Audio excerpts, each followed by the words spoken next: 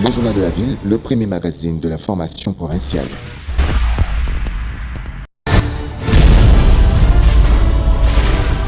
Tout de suite, le journal.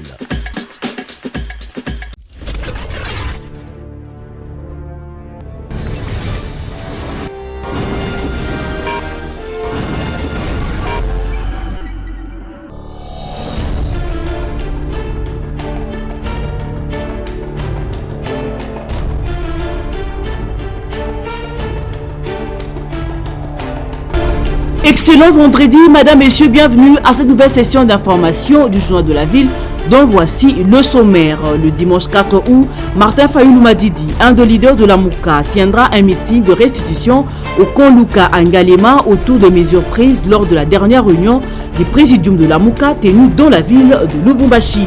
Le docteur Jean-Jacques Mouyembe a dévoilé ce vendredi 2 août le plan de riposte pouvant combattre la maladie à virus Ebola en RDC. Et pour finir, depuis ce vendredi 2 août au siège du PNMLS, les professionnels de médias ont bénéficié d'une formation sur la protection sociale afin de contribuer à la couverture d'un système sanitaire fiable en République démocratique du Congo. Voilà tout pour le sommaire. Tout de suite, les détails.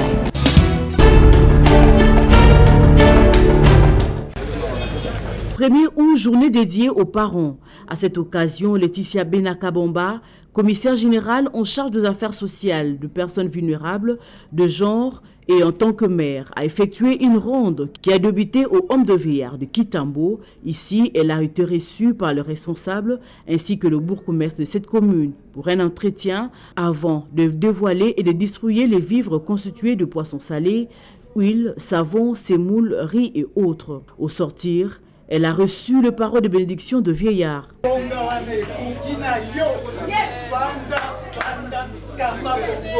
Après Kitambo, direction Opala, au centre hospitalier de Maman Pamela Delargui, où elle a visité les accouchés qui ont bénéficié des vêtements pour bébés ainsi que de paquets d'eau.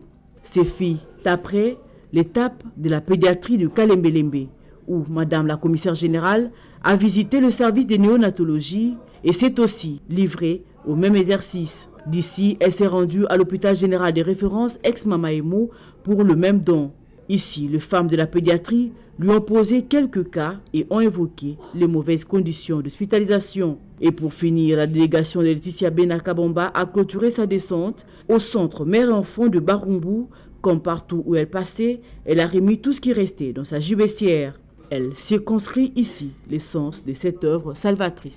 Donc je fais aujourd'hui, dans le cadre de la journée la fête des parents, je me suis obligée à descendre, du moins sur terrain, visiter les structures hospitalières justement qui voient arriver au jour les enfants. Donc c'est de voir et d'évaluer éventuellement quels sont les besoins, quelle est la problématique justement que rencontrent toutes ces structures et de voir dans quelle mesure intervenir de façon efficace. Et donc nous aurons le temps, comme je l'ai dit au directeur des centres, on aura le temps de discuter, de mieux travailler justement avec mes équipes afin de mieux habiller la chose et de voir comment intervenir de façon ciblée et bien visible.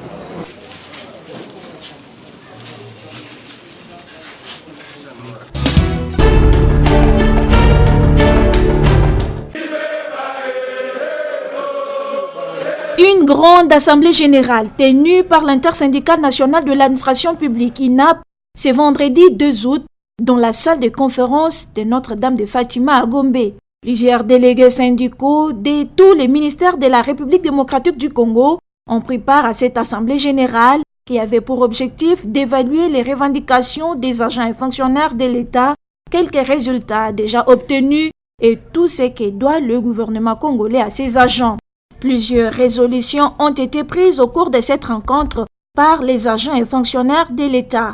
Fidel Kiyangi, président de l'INAP, nous donne quelques-unes. La première décision que l'Assemblée générale des agents et fonctionnaires vient de prendre est de voir les $25 restants à compléter sur les premiers paliers de 2019 être versés au plus tard au mois d'octobre. Faute de cela, et l'enseignement, et l'administration, et même l'administration hospitalière va s'arrêter. L'Assemblée demande au chef de l'État de lever la mesure conservatoire qui bloque l'administration. Faute par les chefs de l'État de le faire, les agents vont arrêter de travailler. L'application sans équivoque des ordonnances de nomination des secrétaires généraux et des directeurs, ainsi que la mise en place faite par les ministres de la fonction publique. Informons les chefs de l'État que nous allons l'accompagner dans l'application de la disposition de la Constitution qui voudrait que l'enseignement soit gratuit au Congo. Et s'agissant de l'audience demandée au président de la République par les agents et fonctionnaires de l'État, Fidel Kiangi précise ce qui suit. Nous sommes convaincus que le chef de l'État n'a jamais lu une seule de nos lettres. Parce que dans les cabinets, il y a des gens qui pensent qu'on doit monnayer les réceptions auprès du chef de l'État. Nous avons écrit que le chef de l'État puisse nous recevoir.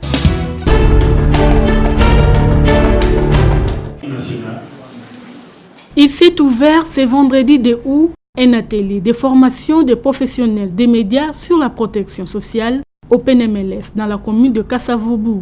Présents à ces assises, les différents partenaires pour la promotion sociale ainsi que les journalistes des différents organes de presse. Durant 3 jours, les femmes et hommes des médias recevront un renforcement des capacités en matière de la protection sociale afin de contribuer à la couverture d'un système sanitaire fiable.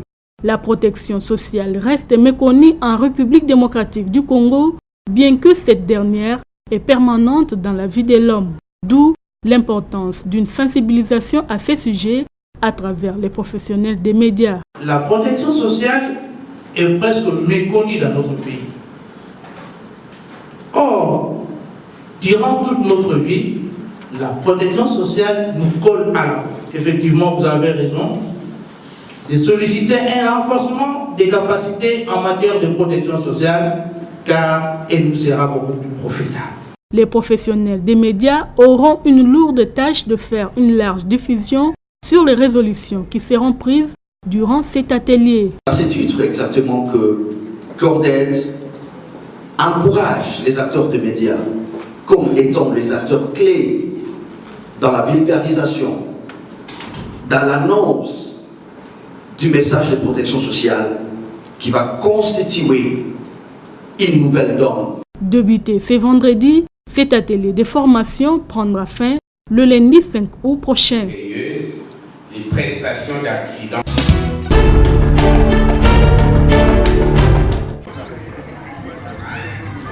Décédé le 1er août 2017 en Afrique du Sud, le premier président national de l'entente interprovinciale EIP, professeur Guillaume Samba Kaputo, a totalisé 12 ans de repos éternel. Et pour honorer sa mémoire, l'entente provinciale EIP Kinshasa a organisé ce jeudi 1er août un moment d'échange avec les notabilités de l'EIP et les personnes proches du défunt. C'était au centre culturel Kessemei, dans la commune de Lemba. Simon Bouloupi Galati, ministre honoraire, et Célestin Mbouyou Kabango, président de la communauté katangaise et premier vice-président de l'EIP, qui ont pris part à cette rencontre, n'ont pas retenu leur langue. C'est battu pour que nous puissions tous nous regrouper. Il a suivi donc les restrictions du président honoraire, Joseph Kabila Kabang. Il a travaillé avec nous aussi. Nous étions en fait autour de lui pour que nous puissions chercher comment refonder la nation. C'est un compatriote au destin accompli. Un compatriote au carrefour des réponses, au carrefour des attentes. Et c'est une personnalité multidimensionnelle. Et le président de l'EIP Kinshasa, Jean-Marie Tantoumé, explique le pourquoi cet échange dédié à celui qui fut un grand homme politique et d'état d'esprit. L'EIP Kinshasa a toujours commémoré ce repos éternel parce que Samba Kaputo est une personnalité fédératrice, homme d'État, homme de paix, qui a fait que le pays soit conduit de façon pacifique après le dialogue de Sun City. L'EIP doit perpétuer cette pensée en travaillant pour la paix, l'entente et la cohésion nationale.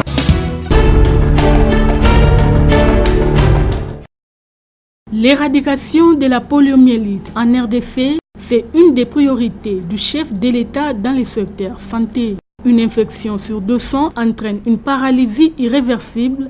Parmi les sujets paralysés, 5 à 10% meurent lorsque leurs muscles respiratoires cessent de fonctionner et le retard de croissance, a précisé le corps médical Muntouabou Félix. La poliomyélite, c'est une maladie épidémiologique qui se caractérise par un retard de la croissance.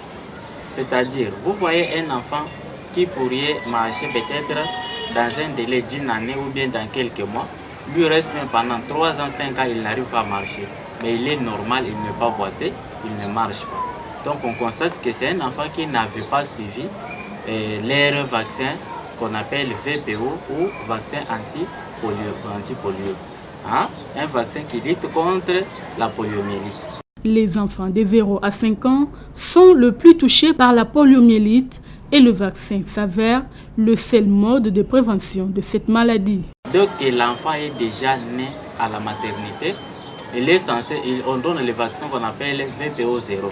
C'est-à-dire à la naissance, on donne déjà parce qu'on ne sait pas à quel moment ça apparaîtra.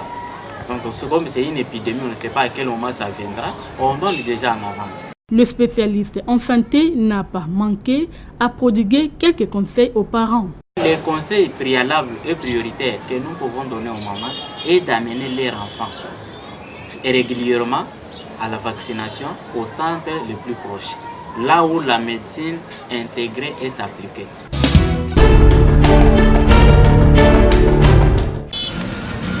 On ne cessera jamais de dénoncer les mauvais comportements des agents de la police de la circulation routière, roulage, qui ne cesse de pourrir la vie aux conducteurs des taxis, taxibus et motos. Nous sommes sur la route Flambeau dans la commune de la Gombe, non loin de la Bralima, où un chauffeur a été victime une fois de plus de leur tracasserie. Mécontents de ces actes, quelques chauffeurs ont exprimé ici leur ras-le-bol. Quand elle est mise en bouteillage, mon chauffeur descend pour me monter tout petit biseau. Il y a la continue dans Moutouka. Non mais ça va pas, ce pays ça va pas. Va saboter ma parole à la générale. Bon, maman, on va payer ça, on va payer ça, maman, on va rouler la tika. On va traverser le tika, kasi, on va continuer. À ça, t'es là au moroté, on va monter tout dit. Après, on va fouiller pour toi, on va côté Bakangaï. Signalons que la tracasserie routière était interdite par le commissaire provincial de la police nationale congolaise, Silvano Kassongo, mais sur terrain, les agents ne font qu'à leur tête.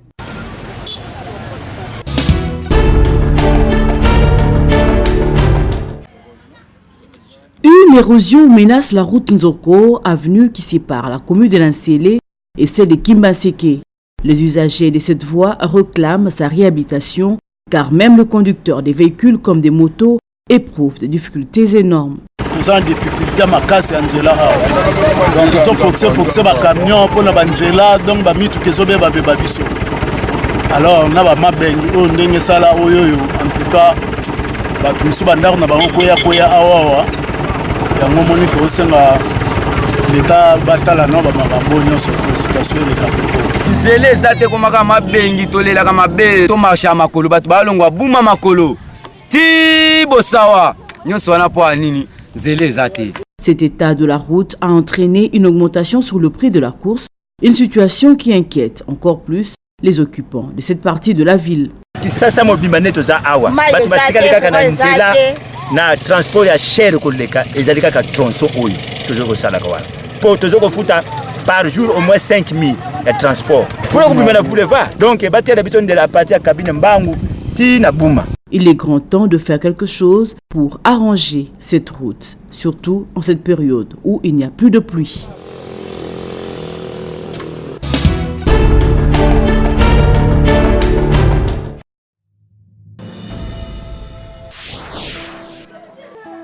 Qui t'a frappé? Personne. Mais alors? Mais ça confondit mes points. Montre-moi les bulletins. Oh! 20%! Ton maître va me sentir.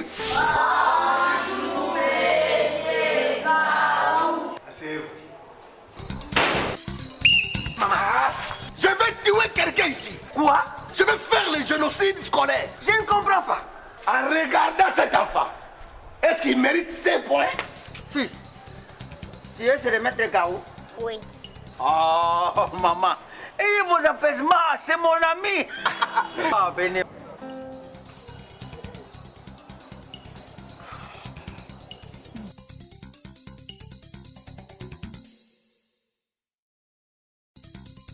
Le verbe être à l'impératif présent. Sois, soyons, soyez. Nous avons une cliente ici. Mon enfant, c'est ton enfant. Hein? Voilà sa motivation. Hein? C'est pas ça que maman a dit. Combien? Bon. Maman. Allez. Stop. Qu'est-ce qui vous amène ici, madame? C'est ma sœur. Je ne vous ai pas posé la question. Papa directeur. Oui, madame. Avoir de tels messieurs au sein de votre établissement scolaire, vraiment c'est une bénédiction. Les deux messieurs, c'est une bénédiction pour moi. Je leur ai donné ce que j'avais et ils ont résolu mon problème. D'ailleurs, pour exprimer ma gratitude, voici votre part. Stop. J'ai un salaire. Monsieur l'enseignant, par quel ordre vous demandez de l'argent aux parents pour augmenter les points des enfants? Corrompre l'éducation, c'est détruire l'avenir de la nation. À partir d'aujourd'hui, vous êtes révoqué dans cette... Allez, sortez. Chers compatriotes, éradiquons la corruption qui engloutit notre enseignement et offrons à nos enfants une éducation de qualité. Message du réseau d'éducation civique au Congo, RECIC en sigle.